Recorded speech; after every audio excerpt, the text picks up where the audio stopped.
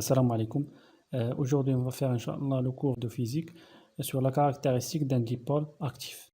Donc, grand 1, les dipôles actifs. Donc, tout d'abord, c'est quoi un dipôle actif? Donc, petit 1, les définitions.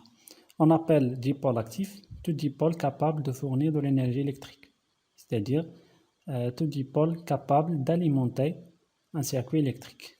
D'accord?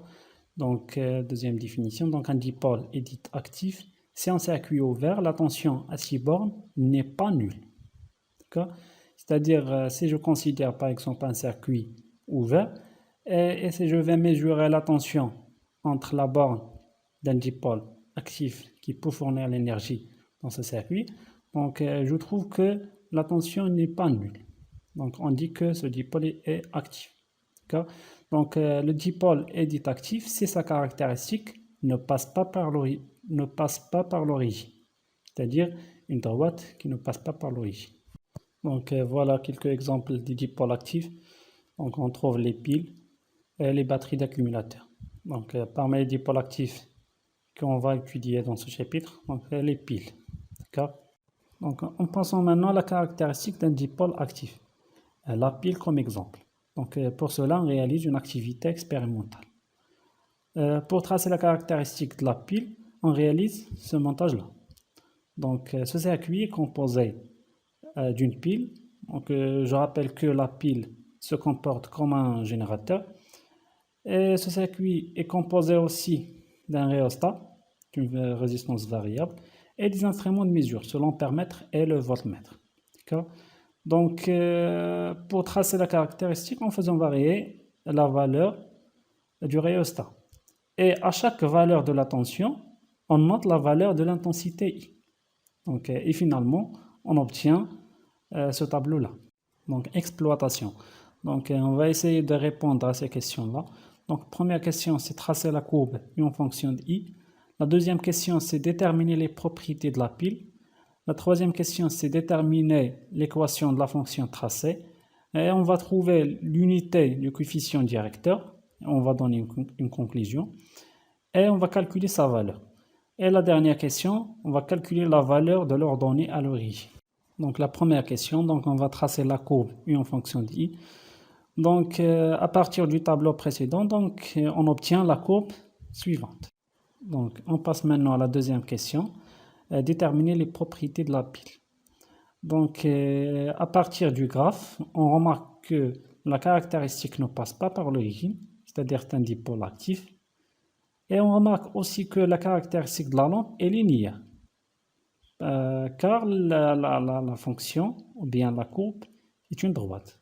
Donc, la question 3, c'est déterminer l'équation de la fonction tracée. Donc, comme nous l'avons vu dans la question 2, c'est que la fonction est une droite qui ne passe pas par l'origine.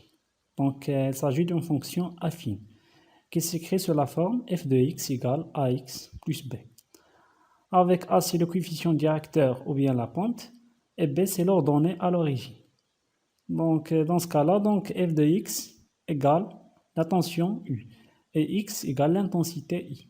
Donc, par analogie, on obtient finalement l'équation de la fonction tracée, c'est U égale A fois I plus B. Donc, on passe maintenant à la question 4. Quelle est l'unité du coefficient directeur et conclure. Donc, le coefficient directeur de cette fonction s'écrit sous la forme A égale delta U sur delta I. Delta U sur la variation entre deux points sur l'axe d'ordonnée et delta I sur la variation entre deux points sur l'axe d'abscisse. Donc, il s'agit d'une tension sur intensité, c'est-à-dire nous donne long. Donc, tension sur intensité, c'est long. Si on a intensité sur tension, donc ça nous donne ce qu'on appelle le siamens, c'est la conductance. Alors, le coefficient directeur représente la résistance, ce qu'on appelle la résistance interne de la pile. D'accord? Notez petit r. Alors, la question 5, c'est calculer le coefficient directeur de cette fonction. Donc, pour calculer le coefficient directeur de cette fonction, donc, on va prendre deux points de coordonnées A, I1, U1, IB, I2, U2. Donc, à partir du graphe, on trouve que A, c'est 250, 10 et B, c'est 508. Donc, A égale delta U sur delta I, c'est UB moins IA sur IB moins IA. Donc, si on va faire l'application numérique, on trouve que A égale moins 8. Et puisque A représente la résistance interne de la pile et son unité c'est l'ohm, donc A égale moins 8 ohm. Donc, ce coefficient des réacteurs est négatif, c'est logique, parce que la courbe est décroissante. Donc, on passe maintenant à la dernière question. C'est calculer la valeur de l'ordonnée à l'origine. C'est-à-dire, on va calculer le B. Donc, on a l'équation de la fonction tracée, c'est U égale A fois I plus B. Et on a trouvé que A égale moins 8. Donc, U égale moins 8 fois I plus B. D'accord?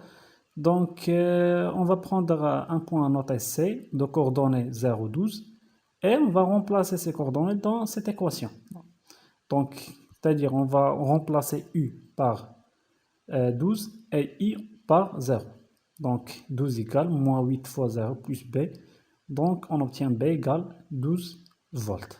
D'accord? Donc, finalement, on trouve que l'expression de l'équation de la fonction tracée U égale 12 moins 8 fois I. Donc, après cette étape-là, on va définir la loi d'Ohm pour un générateur. D'accord? Donc, conclusion. La loi d'Ohm pour un générateur est écrite sur la forme UBN égale E moins R fois I. Avec UBN, c'est la tension au borne générateur, elle s'exprime en volts. Et E, c'est la force électromotrice du générateur en volts. Ou bien, on la note FEM, c'est la force électromotrice. Donc, c'est quoi la force électromotrice? Donc, tout simplement, c'est une tension. On appelle la tension à vide, c'est-à-dire la tension au borne générateur lorsque ce générateur ne débite aucun courant. D'accord? Petit r, c'est la résistance interne du générateur en ohms. Et I, c'est l'intensité de courant qui traverse le générateur